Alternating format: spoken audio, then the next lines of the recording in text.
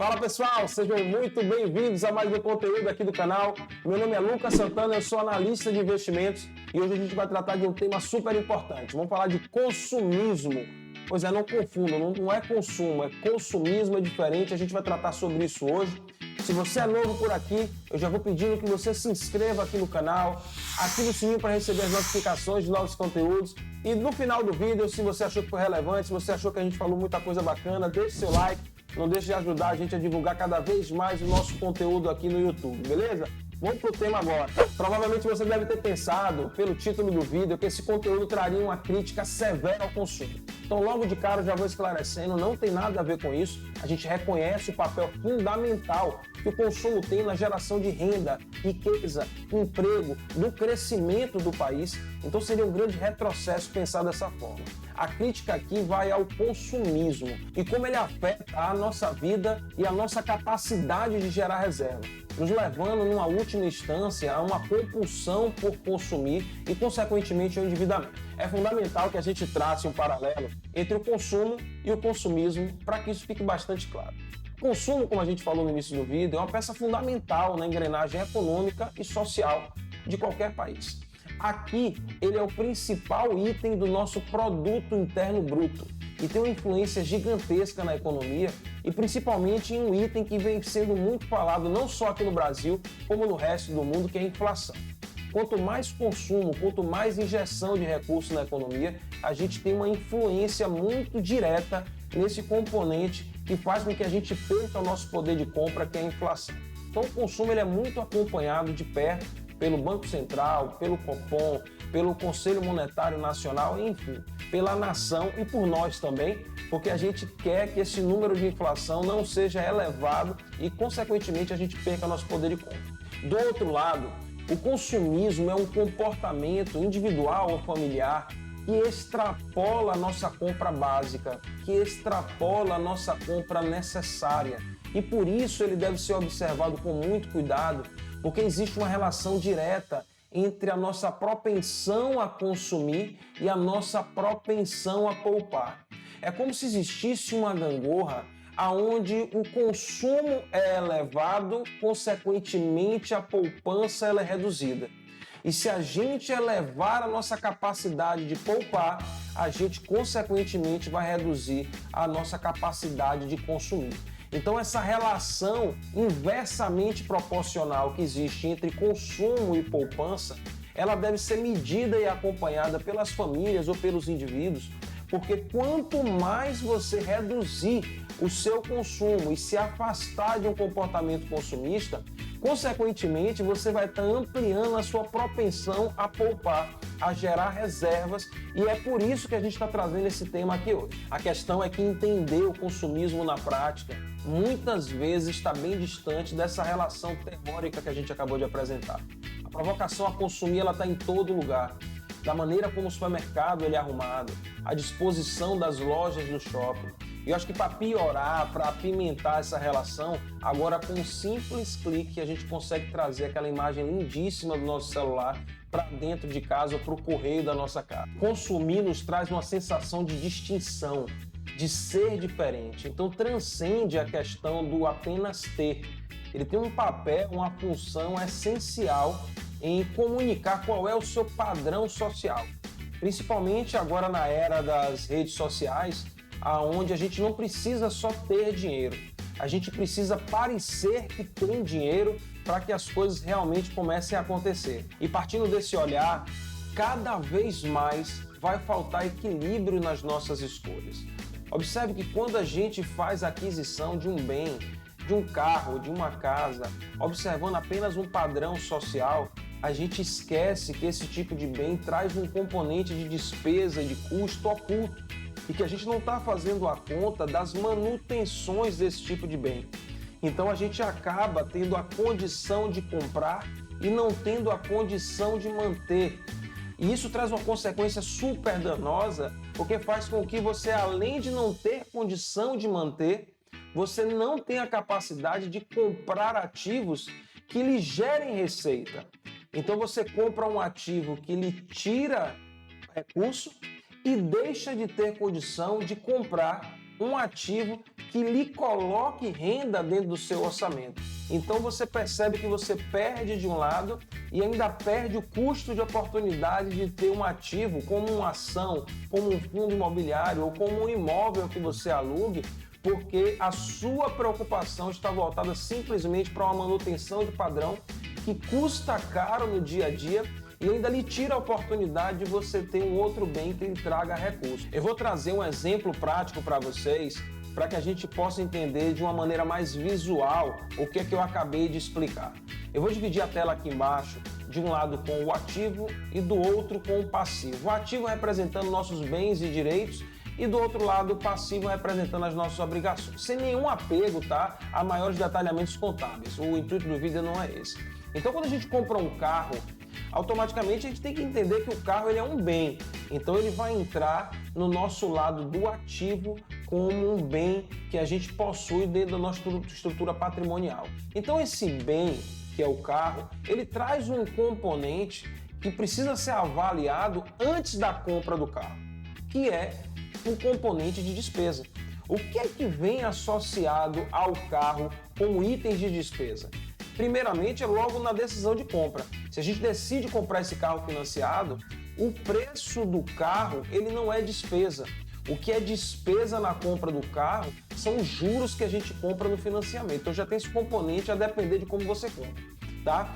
Posteriormente à compra, existe uma série de despesas e elas oscilam em função do valor do carro. O IPVA é mais caro se o carro for mais caro, os pneus são mais caros se o carro for mais caro e todos os outros componentes, como seguro e demais itens de manutenção, eles são majorados a depender do valor do veículo.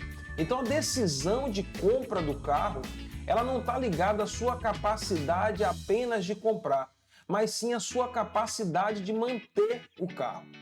Da mesma forma, se a gente compra uma casa, logo no início da decisão de compra, se a gente vai comprar financiado, também entender que a compra, o valor da casa não é uma despesa, porque isso entra como um patrimônio.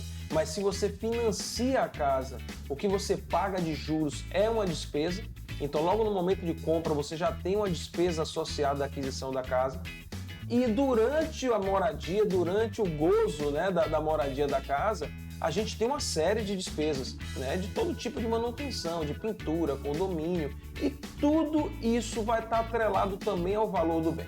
Então, quando você se preocupa em demonstrar um padrão que está acima da sua capacidade, automaticamente você vai trazer um componente de custo que ele é superior à sua capacidade e quando ele não for planejado, ele vai atrapalhar todo o andamento da sua vida e vai impedir, inclusive, que você adquira bens, como por exemplo, ações, que são bens que ao invés de trazer um componente de despesa, vai trazer a você um componente de receita, diferente da casa e diferente do carro. Vai impedir que você compre, adquira fundos imobiliários, por exemplo, que é outro tipo de ativo financeiro que vai fazer com que você tenha renda passiva mensal, ou seja, todo mês vai pingar na conta um valor de dividendo que vai ajudar no seu orçamento mensal. Mas se o seu orçamento estiver comprometido com as despesas de casa, com as despesas do carro, automaticamente você não vai ter condição de ter esses bens, as ações e os fundos imobiliários, poderia ser um imóvel também, que vão trazer mais tranquilidade financeira. E aqui, pessoal, o importante registrar que não está existindo nenhuma apologia a não se comprar um veículo, a não se comprar uma casa. Muitos conteúdos que a gente observa hoje dentro da rede social, dentro dos influencers, estão muito voltados para que a gente não compre uma casa, não compre um carro, e o intuito do vídeo aqui não é esse. Isso é uma decisão muito pessoal, envolve sonhos, envolve valores, e aqui o intuito não é esse. O intuito é a gente mostrar que a gente pode ter um carro próprio, pode sim, a gente pode ter uma casa própria, mas a gente precisa equilibrar as nossas escolhas. E da maneira como a gente vem tocando essas escolhas, a gente demonstra que não é a gente que está escolhendo os bens que a gente adquire, e sim a gente sendo conduzido a adquirir esses bens por apenas uma demonstração de padrão social que não é compatível com aquilo que a gente ganha. E muitas vezes a gente está tão afogado nesse padrão consumista, tão perdido com o nosso controle orçamentário que a gente não consegue ver saída ou caminho para trazer o nosso orçamento para um ambiente mais saudável. Recentemente a gente teve um cliente no nosso escritório que nos procurou de uma maneira muito emergencial, querendo buscar saída para que o orçamento desse um saldo positivo e sinalizando ele que já tinha enxugado de toda forma e sem conseguir enxergar caminho. Em uma tarde, a gente conseguiu trabalhar junto com ele, tornar o orçamento dele superavitário em aproximadamente R$30 mil anuais. Então eu queria trazer esse caso para vocês, que foi um caso muito curioso, muito peculiar, de alguém que estava mergulhado num padrão consumista e sem enxergar a saída. Esse cliente nos apresentou o orçamento dele completo, mas 4 contas chamaram mais a nossa atenção.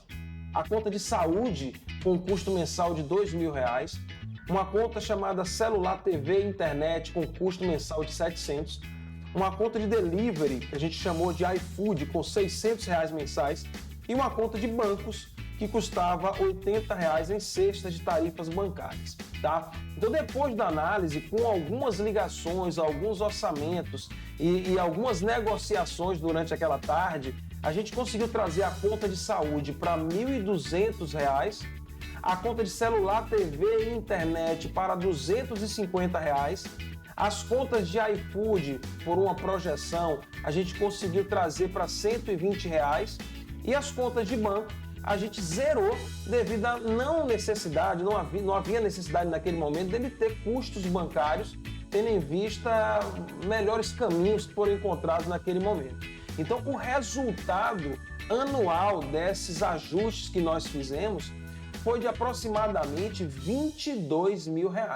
Aproveitar a oportunidade para agradecer esse nosso cliente pela confiança e por ter autorizado a gente divulgar esses dados do nosso estudo, logicamente que preservando a sua identidade. Então, pessoal, para relembrar, o foco hoje foi dar um olhar especial a um padrão consumista.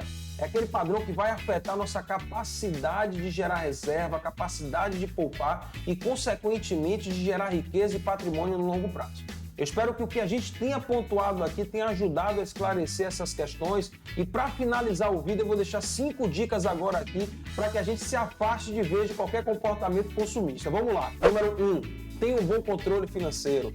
Essa é uma boa maneira de você ter uma visão ampla de como você está utilizando o seu dinheiro. Número 2, separe uma parte do seu salário, se pague primeiro.